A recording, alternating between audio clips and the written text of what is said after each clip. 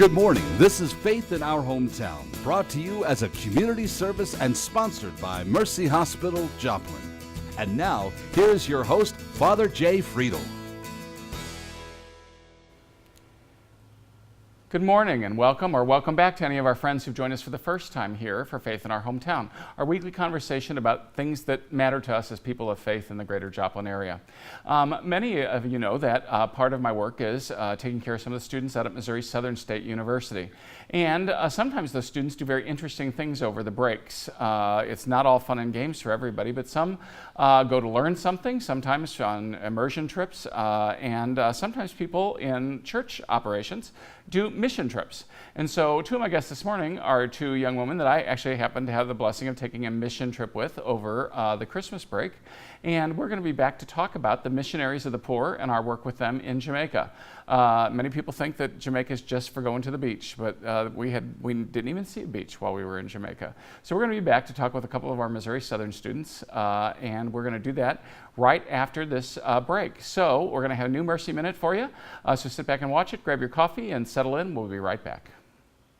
It was silly to be so dreading it so much because it was really no big deal.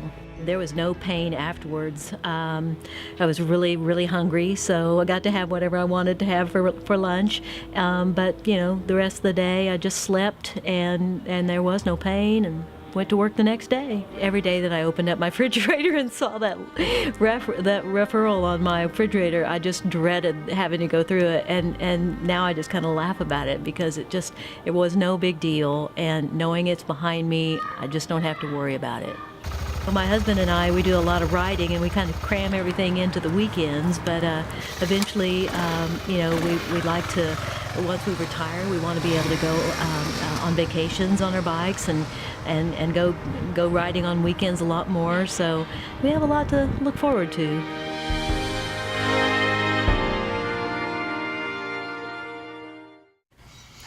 Well, welcome back. Again, we're at Faith in Our Hometown this morning, and my guests this morning are two of our students from Missouri Southern, Araceli Aguirre and Danielle Plutino. And so welcome, ladies. Thank you.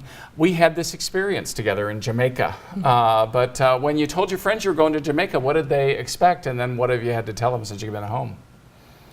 So they were all like, oh, you're going to Jamaica? That'll be fun. And I was like, yeah, it'll be fun.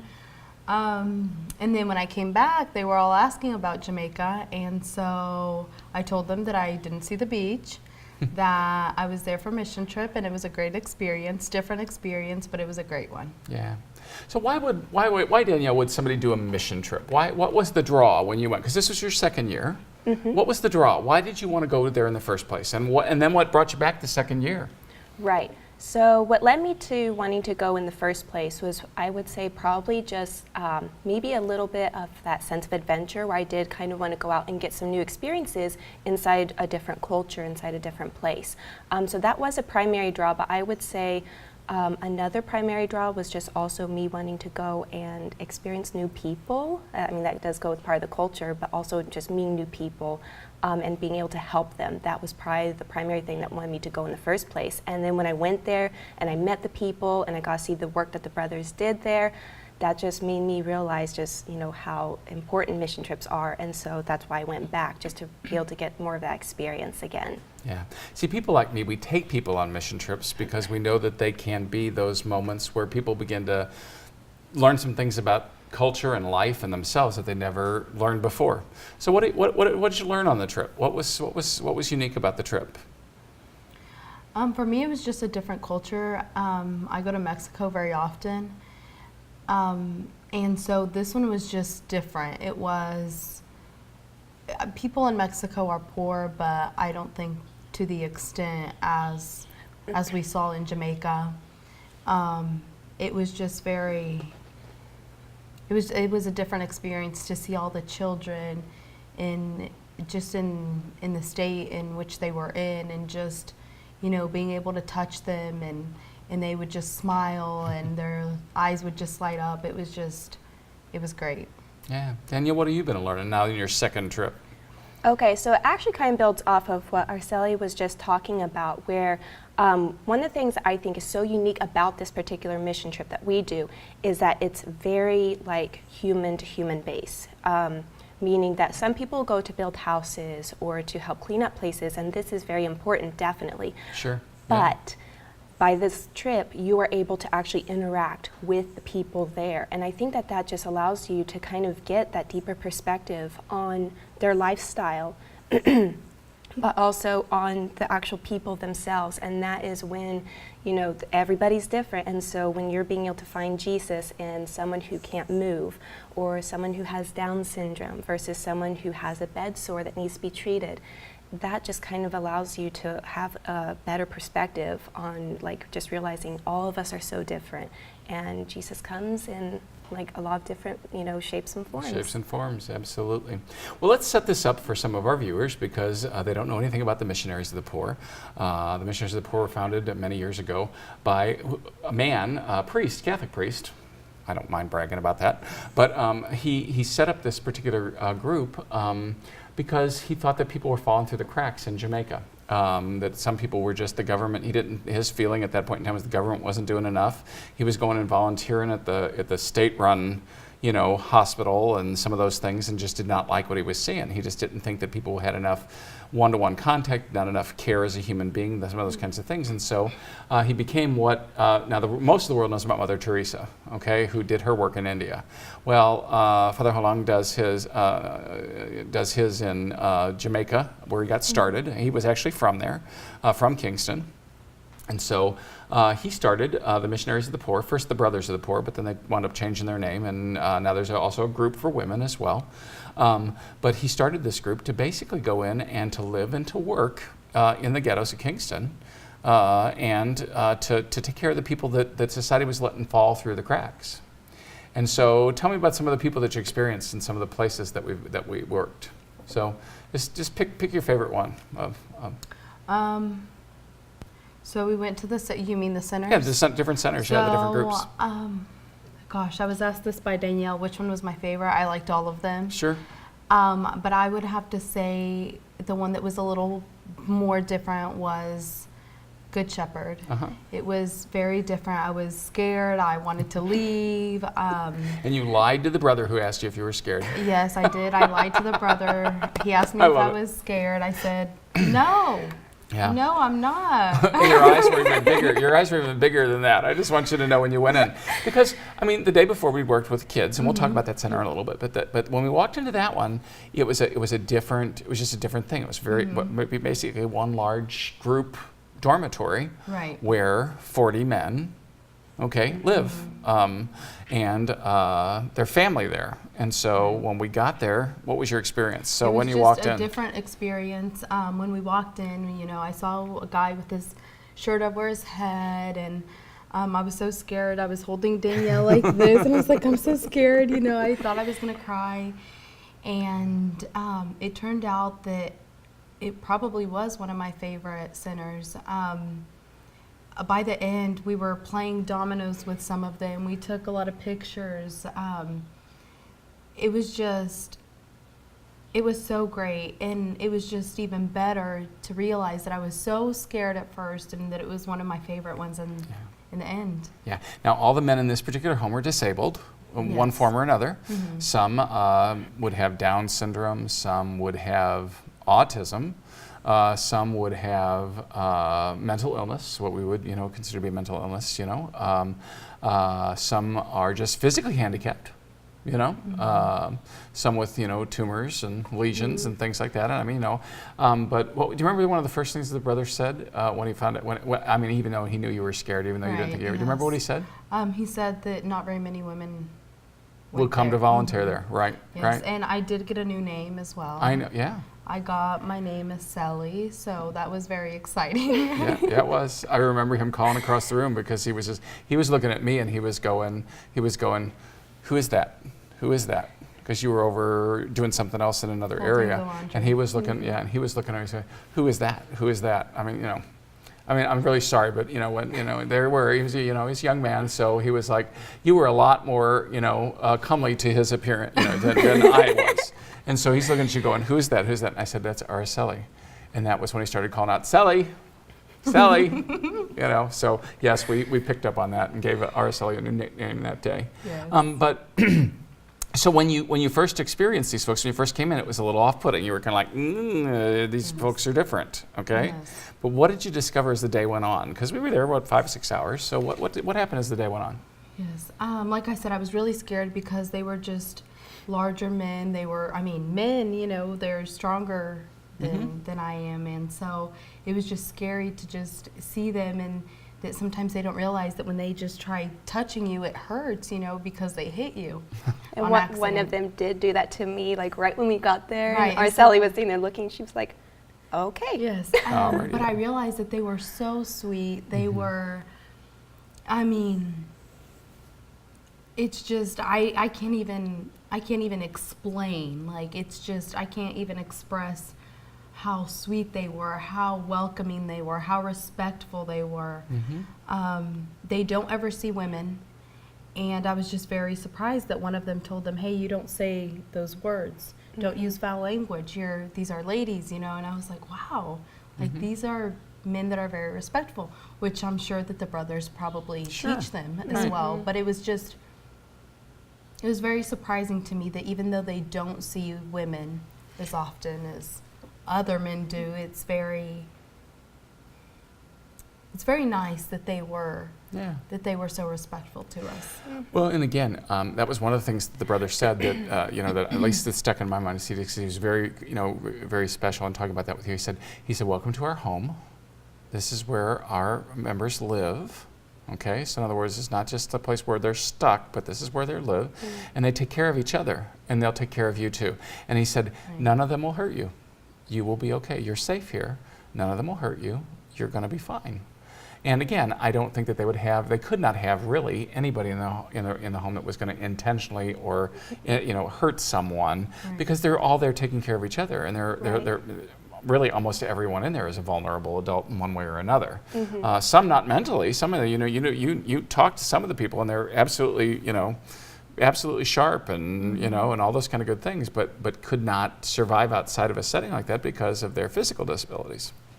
So it's very interesting, in terms of some of those things. For sure, and even for me, one special moment was when I was standing up feeding another person, there, and when the guys, none of the brothers told him, he went and got me a chair, so that way I could sit down and that was just something like Araceli was saying, that these guys don't have as frequent contact with women, but yet they still knew about that's a sign of, respect and niceness, and I was just like, wow, that was really cool. Yeah, one of my cute moments, real quick, we're going to take a break, but one of my cute moments was when they got you chairs at another time so that we could do prayers together.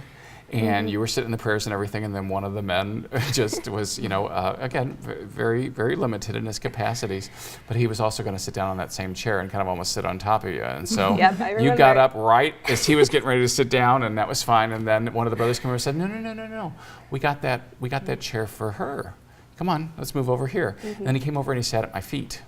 And while we were praying, and as he just sat at my feet during that whole time, during the whole prayers, it was just it was a very moving experience. That he was just there, and we were praying together, and he just got comfortable, sitting right against my legs. That's what I was going to say. I love that, because he was just like right up against your leg, and he was totally fine with that. Yep, it's good. They were just like the kids, and we're going to talk about the kids later, but just like the kids, but just bigger kids from the day before. All right, we're going to take a quick break. Don't go away. This will be a short break, but we'll be right back with Faith in Our Hometown, and we're talking about our mission trip with the Missionaries of the Poor. So stick around for our second half. You're watching Faith in Our Hometown on KSN TV, brought to you as a community service of Mercy Hospital, Joplin.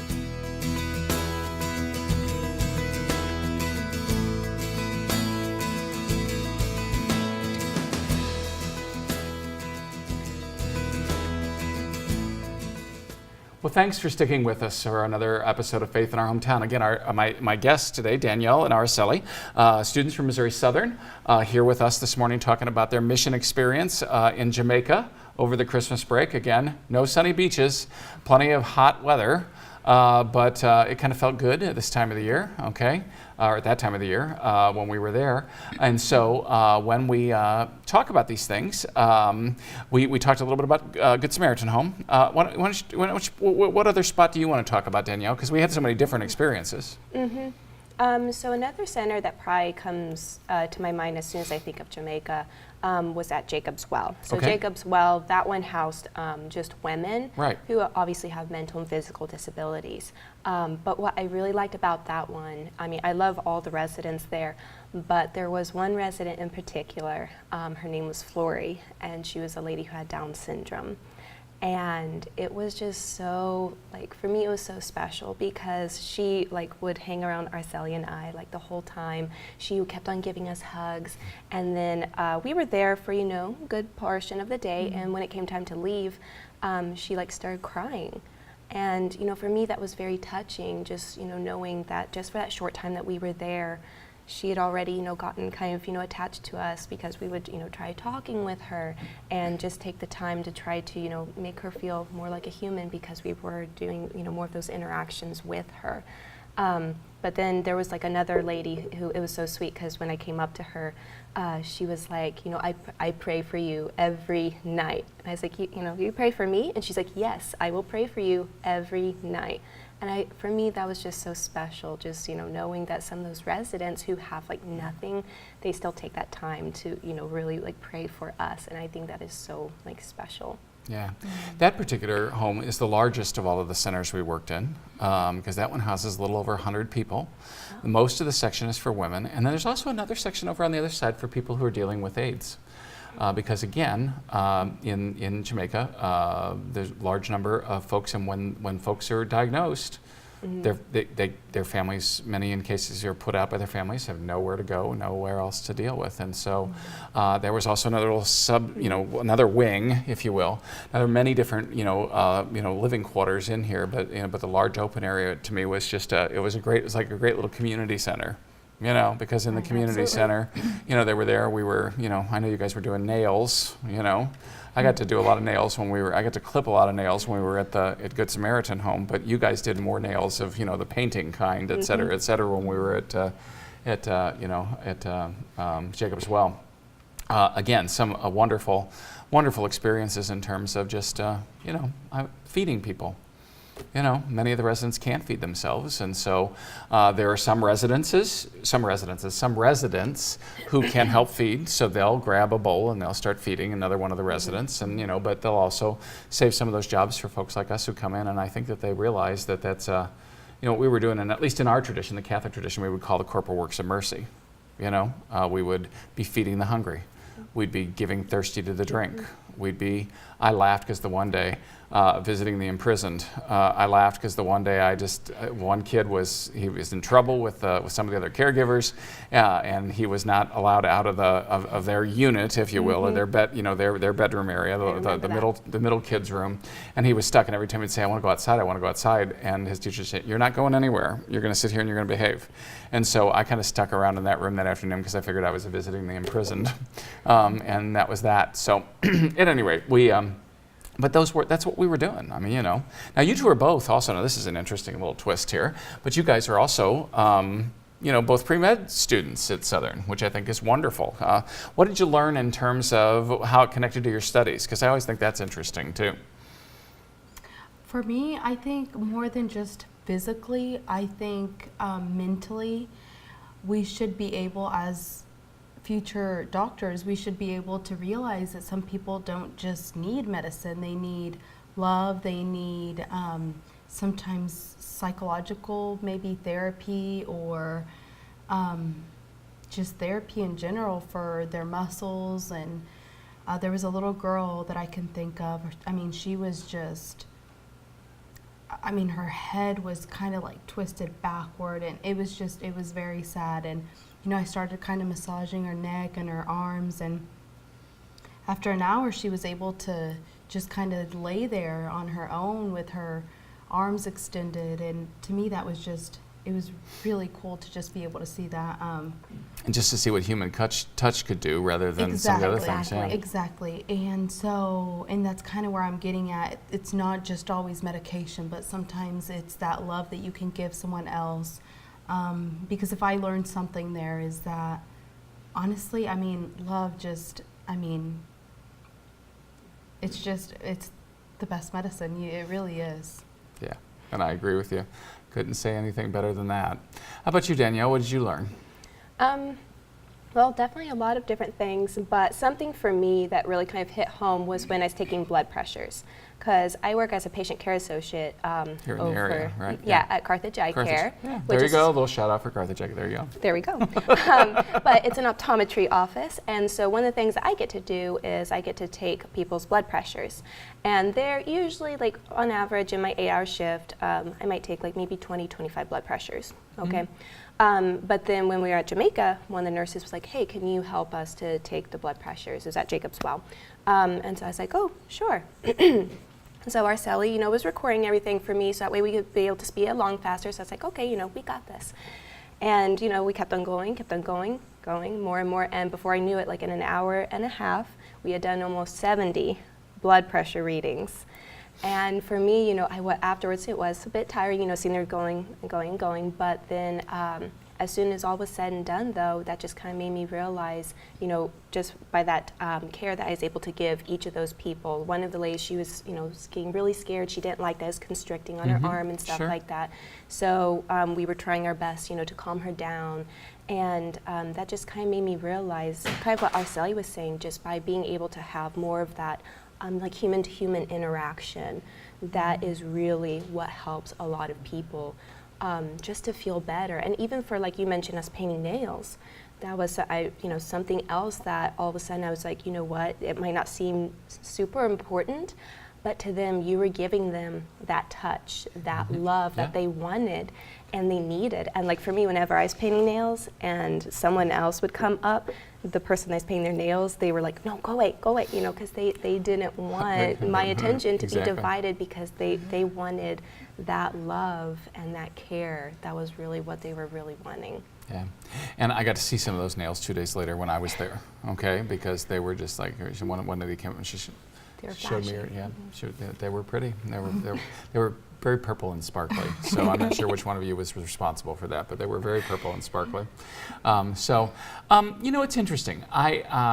Here's one of my one of the things that I think that I've learned over the course of doing mission trips. Not just because this is my first trip as well to the Missionaries of the Poor in Jamaica, and I was very impressed with their charism, what they do as a community. I was very impressed with the joy and the love of the brothers, the welcoming hospitality. I'm very impressed by all that stuff. But one of the things that I was impressed by, and that I'm always impressed by when I work with people who are just, poor, is that, so many times I think, well, I'm going to go help them out. But I'm the one that comes home, I think, changed more by my visit there than they were changed by my visit there. Absolutely. What do you have to say about that? What do you think about that? Yeah, well, one, I have to say Danielle was so good at doing the blood pressure and everything. I mean, sometimes they were so scared and she would just calm them down, and I was just kind of watching and thinking, wow, I have a really good friend. But even just that, just realizing that we have such great friends here, and that as a community or as residents, which I love that they call them residents instead of, they don't call them handicapped, they don't call them anything but residents. Right. And that's exactly what they are. And to me, that was just, it was great that they do that. And I mean, I just learned so much from, like I mentioned before, just that human touch, just touching them, saying hi to them, looking at them. They would just, their eyes would light up and they would smile. And I mean, well, I was sick most of the time I was there. I couldn't talk. And that was really, we did give you a little bit of trouble about that, Yes. just because, we were thinking, well, it's quiet because somebody can't speak. Yes, and so that was, I think that God does things for a reason. I wasn't able to talk, yet just by me touching them, it made them smile, and it made me cry because I was like, wow, this is just so amazing. I can't talk, and they still feel that I want to help, that, you know, that just that human love, and that was very amazing to me. And I'm very glad I was sick for those couple of days and I couldn't talk.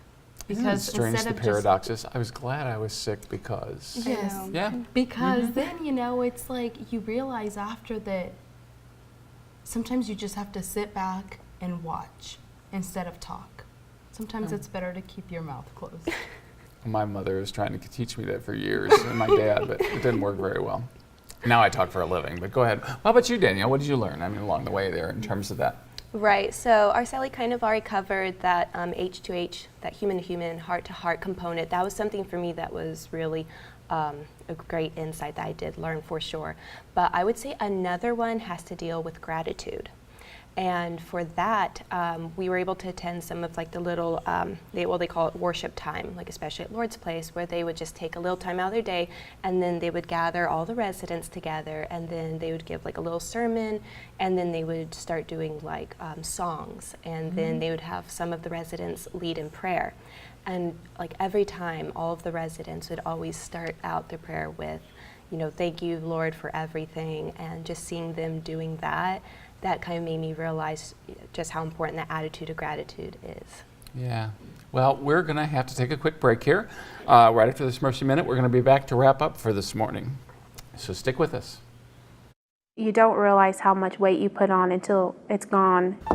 I'm Katie Dahl. I work in the emergency room at Mercy Joplin. I'm a nurse. I've been there for 8 years. I love my job. I think I have the best job in the world because I get to take care of people every single day. I had gastric bypass surgery almost a year ago. I have lost a total of 130 pounds. 30 pounds I lost before surgery with diet and exercise. It's not been easy. The surgery definitely has helped it come off easier, but I still have to, watch what I eat, still have to exercise. I have a lot more energy. I can move around. My body doesn't ache anymore like it used to.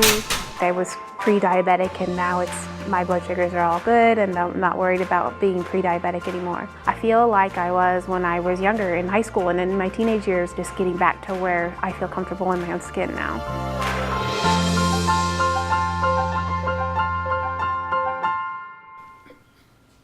Well, again, thank you for joining us for another morning here on Faith in Our Hometown. My guests this morning, two of our students, Araceli Aguirre and Danielle Plutino from Missouri Southern, both pre-med students there, took one of their vacation times and went on a bit of a mission trip. I know many of our churches around the area do mission trips for various reasons to various places. And it's important to enter into sometimes another culture where we can, in some ways, try to encounter people where they live. And many times we think we're going to change their world, but at least in my experience, they usually wind up changing ours. I stop and I think about, I feel so blessed to live where we live and have what we have, but I'm always evangelized by the poor because the poor continue to remind me that I've got a heart and it matters. So I hope that you'll join us again next week for Faith in Our Hometown. It's always good spending a Sunday morning with you. I hope that you'll put yourself in some experiences out there where you can have your heart opened up as well. It is important for all of us in terms of placing ourselves in positions where we can grow. So God bless. Have a great Sunday. Thanks for watching.